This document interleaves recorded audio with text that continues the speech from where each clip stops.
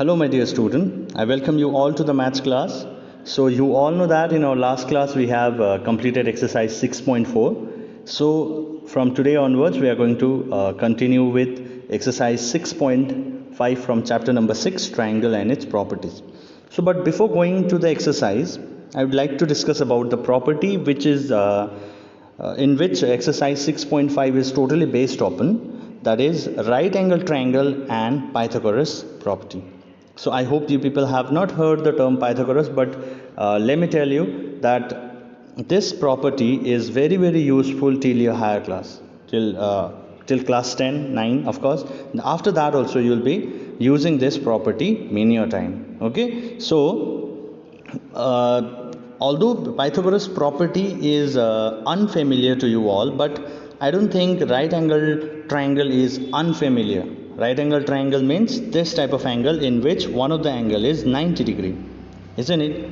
The angle which is less than 90 degree, acute angle, we have discussed already in the introduction period of this time of this chapter, and the angle which is equal to 90 degree is absolutely right angle triangle, and the angle greater than 90 degree is considered as obtuse angle triangle, right? So based on the triangle, that is right angle triangle, we have one property which is the main important property which is followed by this triangle is Pythagoras property.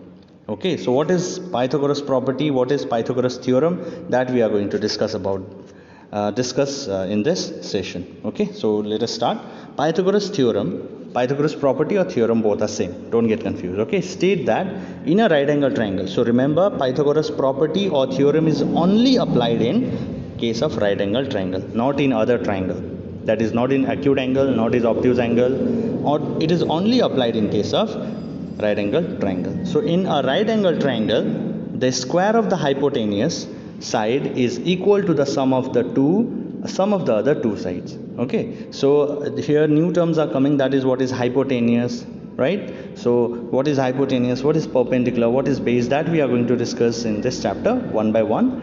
The side of the triangle have been named as perpendicular, base and hypotenuse. So in right angle triangle you will find the three name, that is the perpendicular, the hypotenuse, which is the longest side of a right angle triangle, and in which both perpendicular and hypotenuse are standing, is basically perpendicular is considered as base. So three sides we are going to find, that is perpendicular here, on which 90 degree it is making. So other name of perpendicular is known as altitude. So you know what is altitude.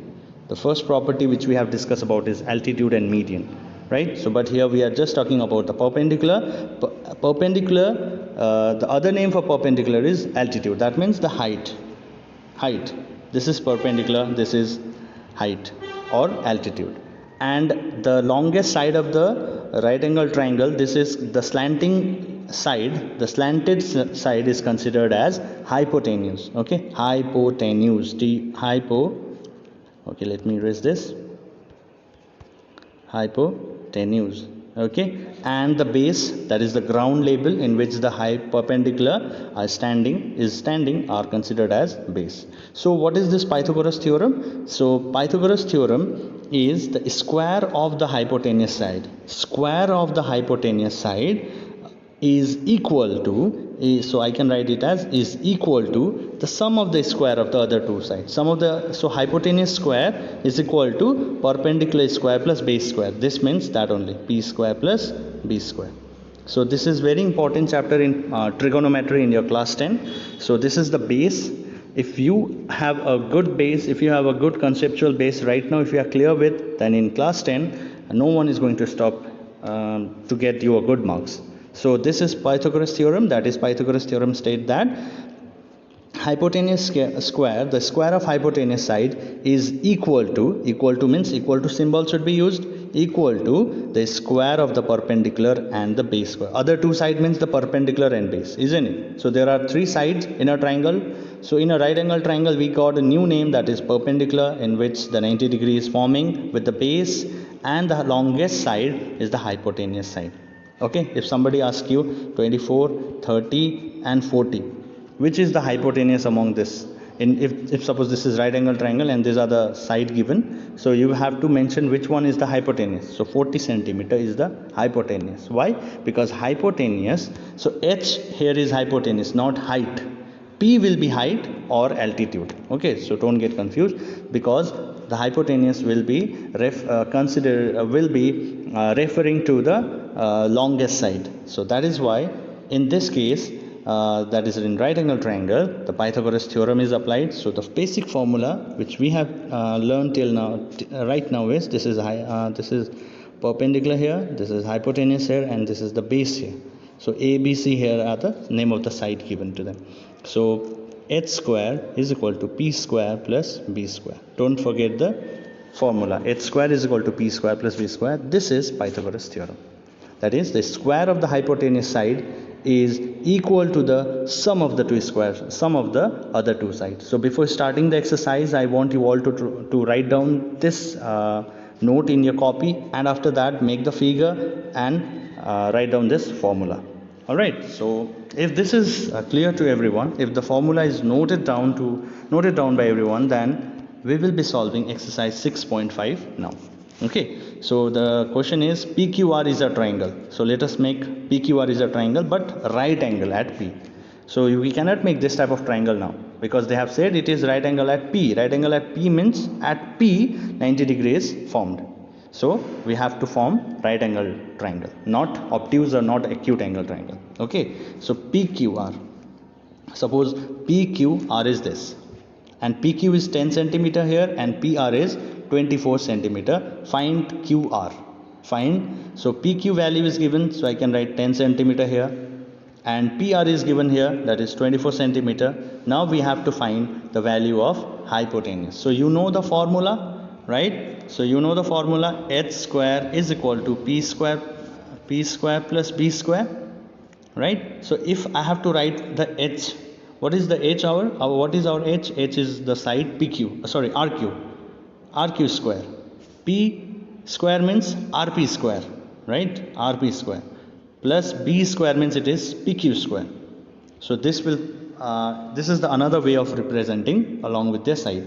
Now what we have to find? We have to find our hypotenuse, that is RQ. So it is already in this side. So don't forget to give that implies sign, very important, is equal to, what is the value of RP? Or PR value is 24, that is whole square, because square sign is there, plus PQ is 10. So I can write it as 10 square. Now RQ square is equal to, now let us find the 24 into 24. It is 4 4 is 16, 1 in hand, 4 2 is 8, 9, 4 2 is 8, 2 2 is 4, 6 here, 9 plus 8 is 17, 4 plus 1 is 5. So it is 576. Plus, now 10 10 is 100 can be done. So RQ square is equal to 6, 7 and 6. So it is 676. Now this is not our value. Why? Because we have to find the RQ, not RQ square. So what should be done? RQ is equal to, this square will come this side and it will become under root 676. Now we have to find the square root of 676. So I hope you all know how to find the square root of 676. If not, don't worry, I'm going to teach it. So with the help of long division method I'm going to do it, or else you can go for prime factorization method also. How to find the square root of 676? What you need to do is, there is one certain rule, that is, you have to make the pair of a number from the end of the digit, that is 6 and 7 should be made pair first. Then if there is no pair, then only one should be dealt with, that is 6. If it is alone, then it should be dealt with 6 only. Okay, now it is similar to that of division method, but it's not like 2 1s are 2. It's not like 2 2s are 4 is done, but 2 3s are 6 cannot be done. Right? It is similar to division method. How? Why? Because we have to get exactly 6 or smaller than 6. Right? So 2 3s are 6 is not possible. So I'll be going for 2 2s are 4. So what type of number we can use is, like for instance, 1 into 1 is 1, 2 into 2 is 4. As we are finding the square means you are multiplying the same number with yourself one time, right? So 3 into 3 is 9, 4 into 4 16, 5 into 5, 25. In that manner only you can use the number. So 2 to the 4 I have used. Now whatever number you have used here, so you will be adding the same. That is 2 plus 2 will be 4. Okay. Now when you add 4, now here it is similar to that of division method. That is, you will be subtracting 6 minus 4 will be 2. 2 here. Now whatever the numbers are left out, whichever we have made a pair, that is both will come down. In division what used to happen, only 7 used to come down, or 6 is the remainder, then 6 used to come down. But here we have made a pair for that purpose only, so that whenever the next turn, their turn will come, 76 will come down altogether. Now you have to choose some number, such a number here, right? Suppose if you want to put 2, you have to multiply with 2 only. Right? If you have to multiply with 3, you have to multiply with 3 only. If you want to put 4, you have to put the number 4 only. This is, the number is big. That is why I have gone for the long division method. If suppose the smaller number you are finding the square root, then you could have done with the help of prime factorization method. Okay. So let us choose some number through which we will exactly get 276, or which will be less than that. Suppose let me choose 44 into 4. If I want to put 4 here, I've already told you have to multiply it with 4 only. So 44 into 4 is 4 4 is 16, 4 4 16, 17. No, 44 into 4 is not possible, as because 176 I guess is little bit lower number. So if let us put 5 here. 45 into 5 is 5 5 is 25, 5 4 is 20, it is 22, isn't it? So let us go for the next one. So that's why I am not choosing 44 into 4, because I'm getting another number after putting 5, which is lesser than 276. So 4 6 6 is 36, 4 6 is 24, 24 plus 3 is 27. Yes, I'm getting exactly 276. So instead of 4 here, I'll be using 6. So this is how your square root is of any number is found. 46 into 6 is 276. So what is the square root of 676? It is 26, right? So if you multiply 26 into 26, you will be getting 676. So RQ value we got is RQ or QR value is 26 centimeters. So this is what we have to find, isn't it? In the question they have asked that find QR. QR or RQ means we are finding hypotenuse using the right angle triangle and Pythagoras property, right? So the value of RQ, or therefore QR or RQ is equal to, both are same. In exam you can write any of the one, but here I am writing 2 because most of the student may get confused, sir, QR or RQ. So both are same, any one you can write in the examination. All right. Let us solve question number 2 now. ABC is a triangle. Don't make this type of triangle, because they have said we are talking about a right angle at C. So ABC means, suppose A is here, C is here, and B. Why, sir, you are making C in this side? Why not I went for ABC like this? Because they have said already that it is right angle at C. So at C, the right angle is at C, the right angle is formed, that is 90 degrees there. So AB value is 25 centimeter given, AC value is given 7 centimeter. Now you have to find the BC.